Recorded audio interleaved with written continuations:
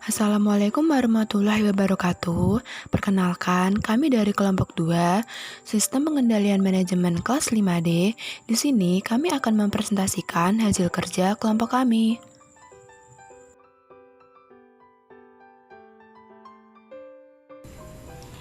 Berikut ini adalah nama anggota dari kelompok kami.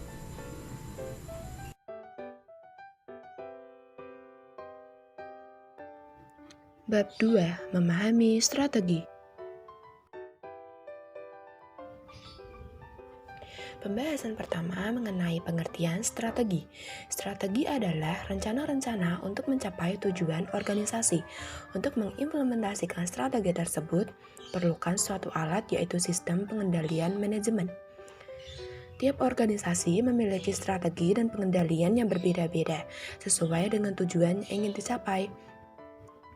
Tujuan tersebut ditentukan oleh pemimpin manajemen puncak atau CEO dari perusahaan yang bersangkutan dengan tetap mempertimbangkan nasihat dari manajer senior lainnya yang biasanya diratifikasi oleh dewan direksi.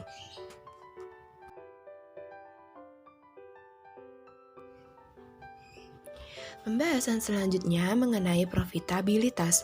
Profitabilitas atau ROI terdiri atas persentase profit margin dan investment turnover.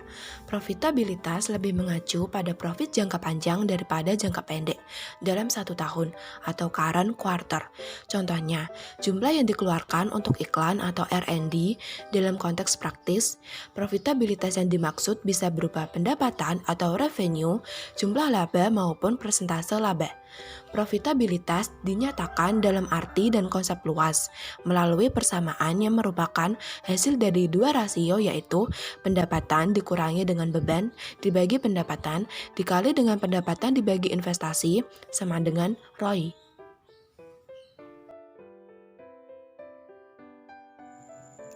Tujuan profitabilitas menurut Kasmir untuk perusahaan atau pihak luar yaitu yang pertama, menghitung atau mengukur keuntungan yang diperoleh perusahaan untuk satu periode tertentu. Yang kedua, menilai posisi laba perusahaan di tahun sebelumnya dan tahun saat ini. Yang ketiga, menghitung pertumbuhan laba dari waktu ke waktu. Dan yang keempat, menilai jumlah dari laba bersih sesudah pajak dengan modal. Yang kelima, mengukur produktivitas seluruh modal perusahaan yang digunakan, baik berupa modal pinjaman maupun modal sendiri. Untuk selanjutnya, manfaat profitabilitas.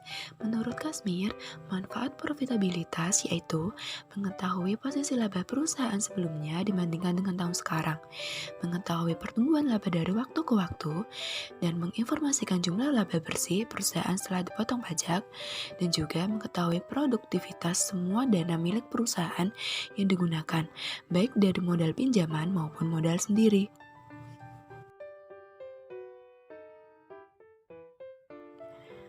Lalu untuk jenis-jenis profitabilitas, yang pertama gross profit margin, yang kedua net profit margin, dan yang ketiga profit margin, yang keempat return of investment atau ROI, atau juga return on asset atau ROA, dan yang kelima return on equity.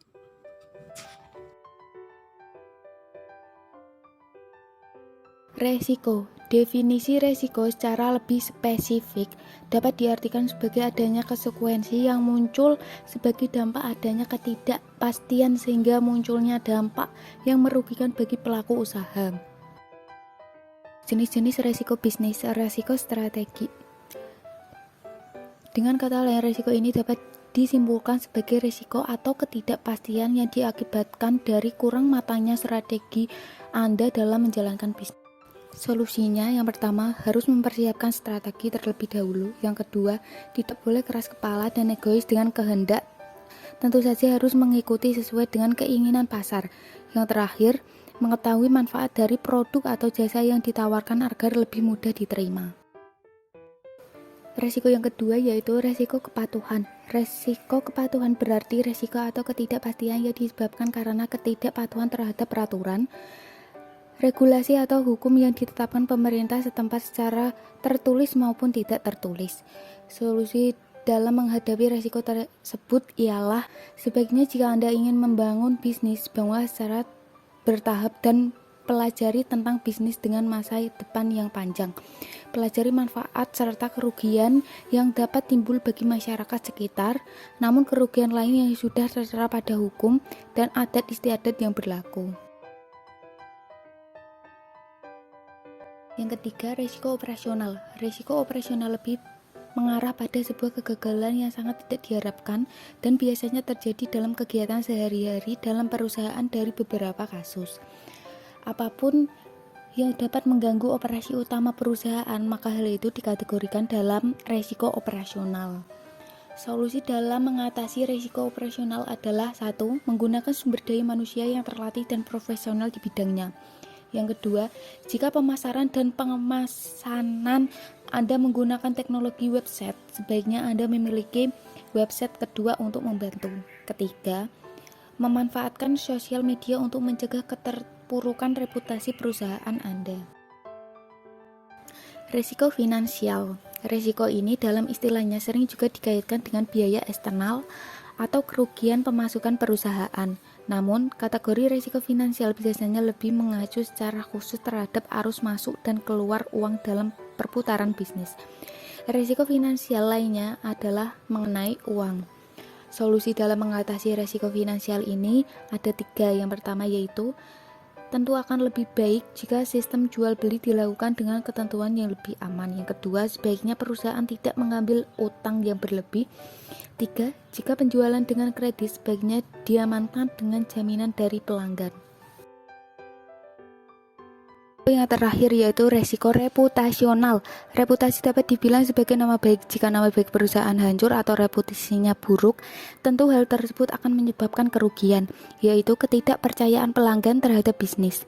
Jika reputasi perusahaan buruk, Anda akan melihat kerugian dalam waktu singkat pada bisnis Anda. Solusi untuk mengatasi resiko reputasional ada 4. Yang pertama, harus menjaga semua karyawan agar selalu berperilaku baik dimanapun ia berada. Yang kedua, jaga selalu kualitas produk dan pelayanan prima. Yang ketiga, jangan mudah tergiur dengan sesuatu yang terkesan instan dan merugikan. Yang terakhir, tetap loyal terhadap produk dan mutu yang Anda berikan kepada pelanggan. Konsep strategi. Perbedaan dalam definisi terdapat kesepakatan umum yang menjadi tujuan organisasi. Berikut jenis-jenis strategi dalam tujuan organisasi. 1. Strategi untuk organisasi keseluruhan. 2. Strategi untuk unit bisnis dalam organisasi. 2. Tingkatan strategi. Yang pertama, tingkatan strategi corporate level atau tingkat korporat organisasi keseluruhan. Opsi strategi generik, industri tunggal, diversifikasi yang berhubungan, diversifikasi yang tidak berhubungan. Tingkatan organisasi primer yang terlibat yaitu kantor korporat. Tingkatan strategi yang kedua yaitu bisnis unit level atau tingkat unit bisnis.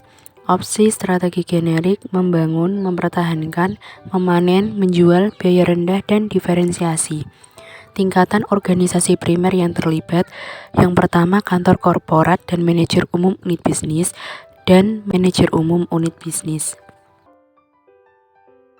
Walaupun pilihan strategi berbeda pada tingkatan hierarkis yang berbeda, ada kebutuhan yang jelas untuk konsistensi dalam strategi di seluruh tingkatan unit bisnis dan organisasi keseluruhan atau korporat.